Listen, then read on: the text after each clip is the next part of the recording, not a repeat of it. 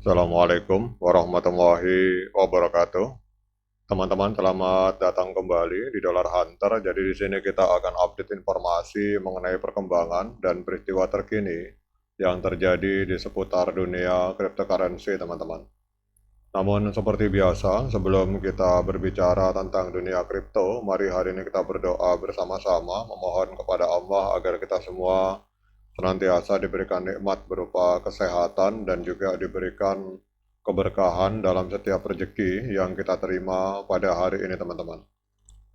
Oke, teman-teman, dalam video ini kita akan membahas berita yang lagi viral di dunia kripto dan lagi rame tentang Vitalik Buterin yang memberikan donasi sebesar 100 Ethereum senilai kurang lebih 240.000 US dollar untuk mendukung biaya hukum Roman Storm. Jadi Roman Storm adalah developer dari Tornado Cash yang menghadapi tuduhan serius terkait aktivitas dari koin kripto tersebut, teman-teman. Jadi, donasi ini adalah kontribusi ketiga dari Buterin untuk biaya hukum untuk melawan ancaman pengadilan, teman-teman. Jadi ada developer dari Tornado Cash ini disidang dan menghadapi ancaman hukuman hingga 45 tahun penjara jika terbukti bersalah dalam seluruh dakwaan.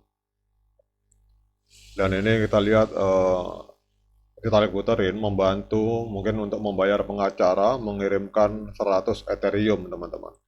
Jadi lagi rame di kripto, lagi di dunia kripto. Jadi Tornado Cash ini adalah mixer privasi berbasis blockchain yang memungkinkan pengguna untuk menyamarkan transaksi.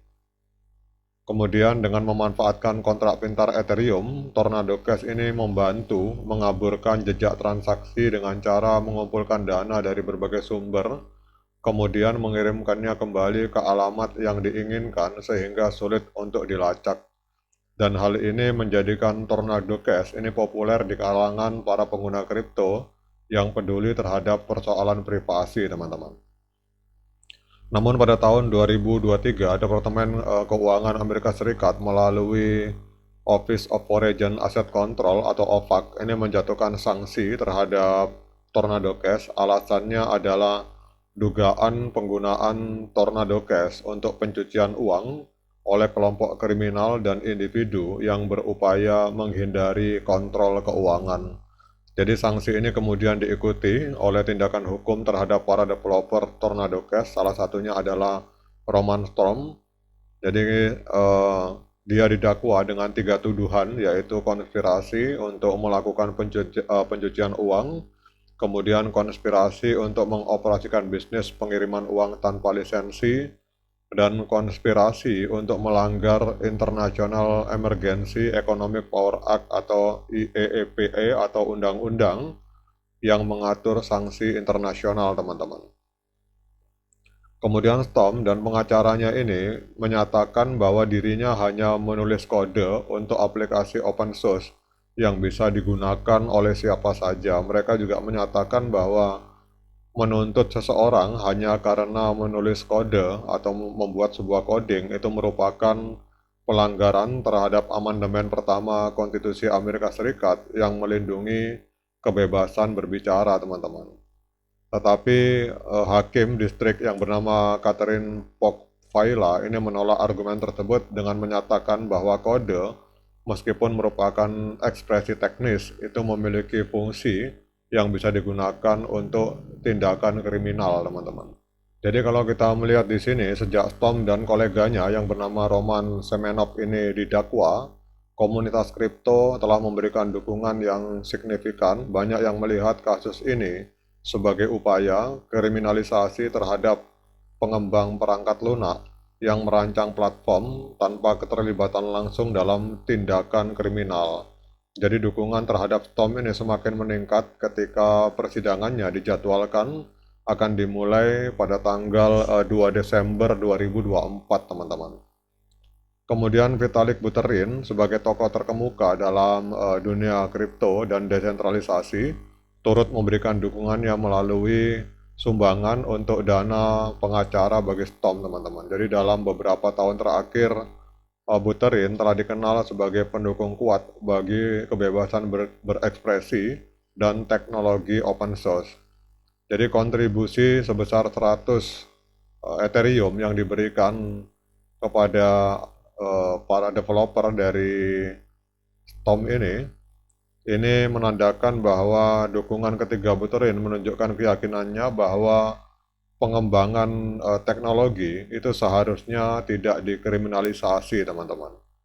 Jadi kalau kita melihat di sini bahwa sumbangan Buterin kepada Roman Storm ini bukan hanya sekedar bantuan finansial, tetapi juga menunjukkan keberanian untuk mendukung prinsip kebebasan dan ekonomi dalam pengembangan teknologi.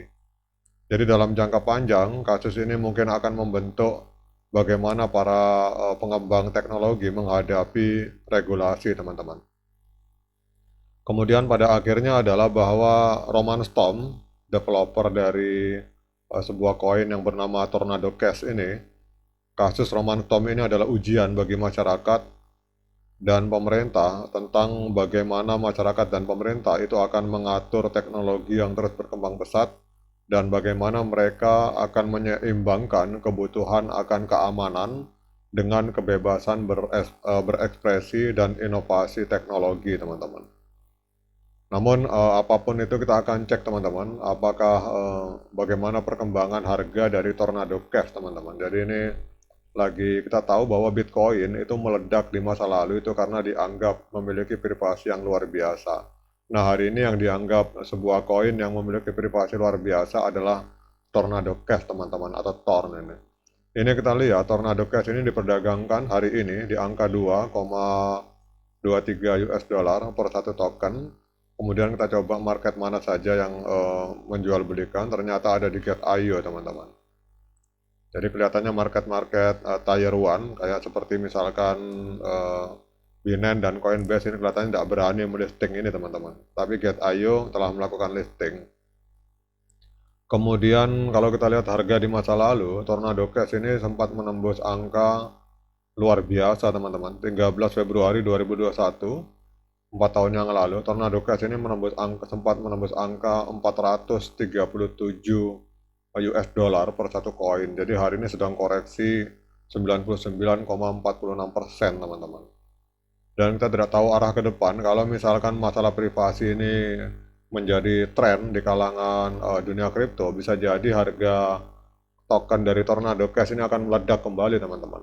Kalau kita lihat total supply-nya hanya sekitar 9 juta torn, dan sirkulasi supply-nya ada di angka 5,2 juta torn. Kemudian untuk total valuasinya kita lihat di sini, market capitalnya ada di angka 11 juta US dollar, menempati peringkat 961 di coin market cap, dan volume 24 jamnya mengalami koreksi 36%, teman-teman. Jadi ini kelihatannya kalau kita mau trading atau investasi di sini agak mengkhawatirkan, teman-teman. Walaupun beliau ini sangat luar biasa karena kita lihat di sini volume transaksi hanya 9.800, teman-teman.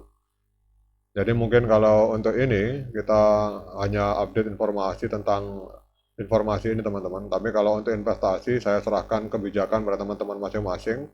Karena kalau kita lihat di sini untuk nilai transaksi dalam 24 jam hanya 9.000 dolar, teman-teman. Jadi ini sangat beresiko. Kita khawatirnya kalau harga amblas kita tidak bisa mencairkan uang. Tetapi kalau teman-teman optimis terhadap perkembangan kasus ini, mungkin ini bisa menjadi salah satu peluang investasi, teman-teman.